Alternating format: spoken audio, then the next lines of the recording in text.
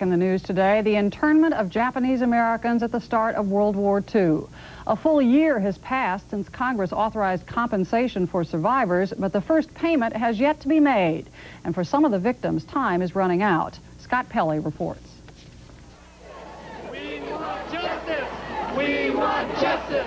In Los Angeles this week, former Japanese American internees are protesting what they call another betrayal.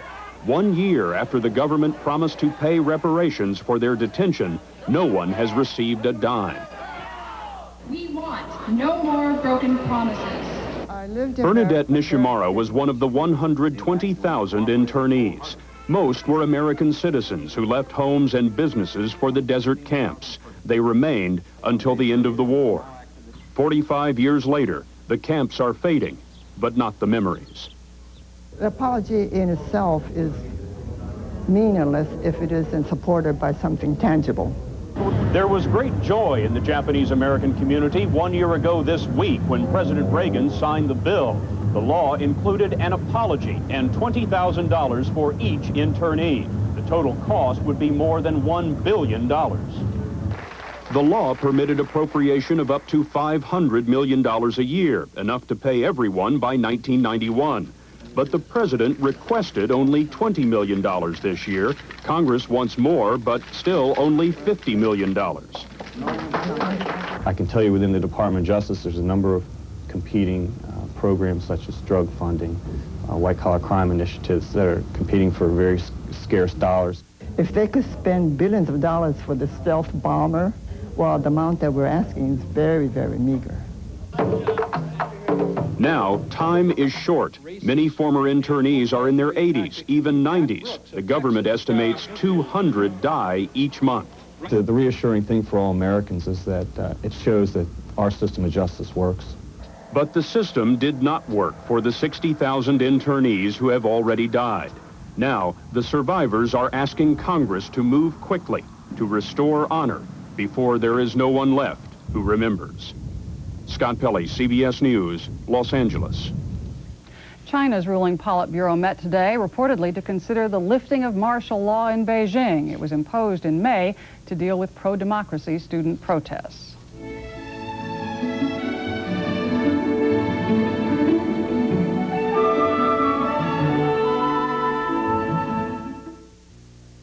I'm Jim McKay for General Motors. You've been hearing a lot about car sales this summer, but you've been waiting for the big one. Here it is. America's biggest car company announces the biggest sale in its history, GM's Big Easy Sale. Over $1 billion big. Total cash back and dealer incentives over 60% bigger than last month. It's on every single '89 GM car and light truck. The Big Easy. It's that big, it's that easy. It's at your GM dealer right now. Cepacol mint kills plaque germs. But how does it taste? Plaque fighting, Cepacol mint. But how does it taste? Tastes great. Cepacol mint mouthwash. Are your teeth sensitive? Do they hurt? Sensodyne toothpaste can help stop the domino effect that can start with sensitivity. Then pain can make you stop brushing and can lead to tooth loss. Sensodyne toothpaste helps stop the pain and the domino effect. Now, new scientific tests prove Hart's Blockade Repellent gives your pet total protection against fleas and ticks, or your money back. Unsolicited, here's what some satisfied Blockade users have told us. Blockade is a great spray. I use it on my 4 dogs, and they have had no fleas for 2 months. I wish all dog owners would try it. Last spring, we purchased a can of Blockade, and the entire spring and summer, we didn't have one tick or flea. Your product is wonderful. Hart's Blockade, guaranteed flea and tick protection that really works. Strikes against 3 regional phone companies serving 15 states are about to enter their second week, and walkouts now are threatened at midnight against 3 more Baby Bells. They serve an additional 24 states. Texans once represented in Congress by Jim Wright went to the polls today to choose a successor to the former House Speaker who resigned amid charges of ethics violations. Norman Robinson in Fort Worth has our report. Have you had a chance to vote yet? Yes, we went this morning. Oh, great. Bob Lanier, TV doctor and leading Republican candidate, made house calls today to get out the vote. Can I count on your support? His strongest Democratic rival, Pete Guerin, made phone calls. He can't vote himself because he doesn't live in the 12th district.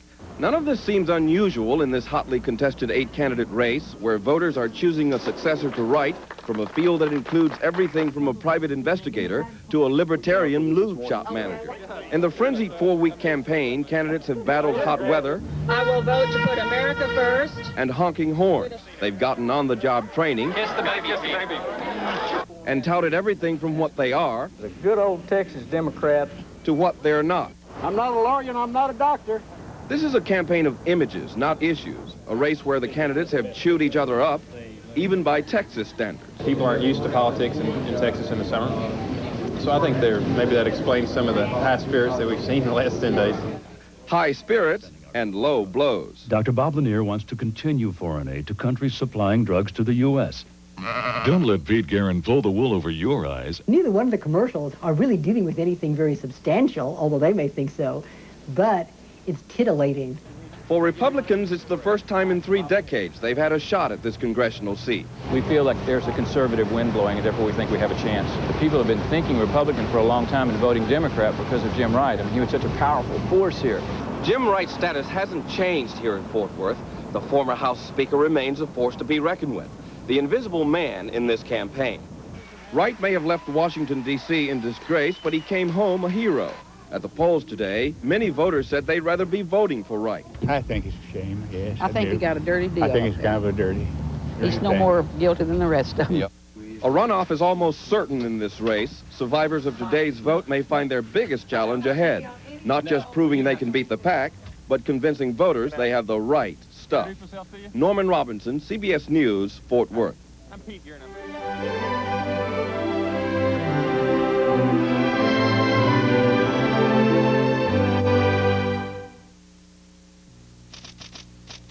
Did you know that certain kinds of diet frozen foods get 40, even 50% of their calories from fat? Fat! Eat smarter. The one you can trust is Le Menu Lifestyle. Every serving is under 300 calories, helps you limit sodium, cholesterol, and is low fat. The only thing we didn't touch is the taste. Le Menu Lifestyle. Eat smarter.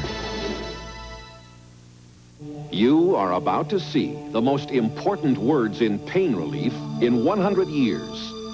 Motrin IB, no prescription needed. The doctor-recommended pain reliever in Motrin is now available in non-prescription strength Motrin IB. One Motrin IB is as effective as 2 regular aspirin for relief of headache and muscle ache, and much gentler on your stomach. New Motrin IB, tablets or caplets. Doctor-recommended pain relief. Norman, what's that? Nothing, honey. I asked a simple question. Norman, are you eating something? It's nothing, honey. He lies like a dog. Kellogg's Nut and Honey Crunch. Crisp golden flakes glazed with sweet honey and real roasted peanuts. Irene, what's that you're playing? Nothing, honey. 2 can play this little game. Kellogg's Nut and Honey Crunch. Congress is in summer recess. Most of the members have gone home, but Washington is far from empty. It's full of memories. Correspondent Bruce Morton takes us on a monumental tour. Washington is full of monuments, statues of the great and famous. Who are they, these public people? Well, a lot of generals. Big winners like Ulysses Grant and Andrew Jackson. Utility infielders like George Meade, who led Union troops in the Civil War. Lots of generals, admirals too, of course. Farragut. The most moving ones, I think, are ones that you bring some emotion to. And the Lincoln Memorial, in my book, stands out as one of the greatest memorials in the world. Of course, I think he was one of the greatest men in the world, so that helps. There's another Lincoln in a neighborhood park. The Pigeon is just a visitor. The statue is called the Emancipation Monument, and the slave was a real person, too. Archer Alexander, the last man captured under the pre-Civil War fugitive slave law. Freed slaves paid to make this monument.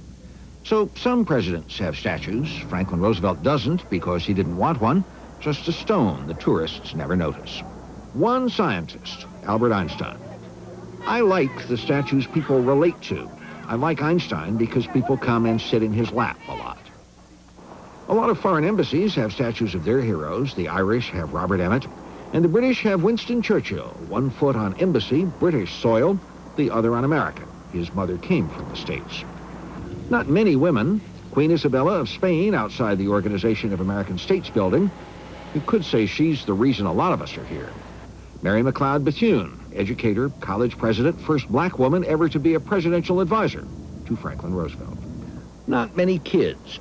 One Boy Scout with some companions we couldn't identify, but lots of statues kids like. This dinosaur, Triceratops, the toughest one there was alive, but you can climb all over him now. This wave used to be in honor of the Navy, but people didn't like that, so now there's this sailor. People pose with him. The new style in monuments is less obtrusive. The Declaration of Independence is honored by these rocks with the signatures of the men who signed it. The Vietnam Memorial, which we visit often, and where we leave often tears and memories and souvenirs. It sparked a drive to remember other wars. This is a model of what will be the Korean War Memorial, a platoon of troops walking through a grove of trees. Some worry we'll run out of room.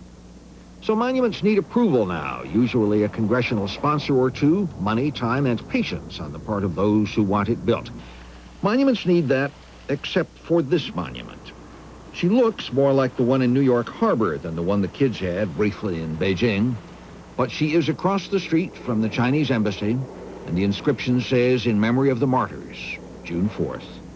The Chinese people, the Chinese army, killed.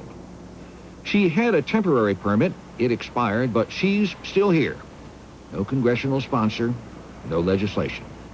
People put flowers all around her, every day. Bruce Morton, CBS News, Washington. That's the CBS Evening News. Connie Chung will be here tomorrow. I'm Susan Spencer in New York. Have a nice evening.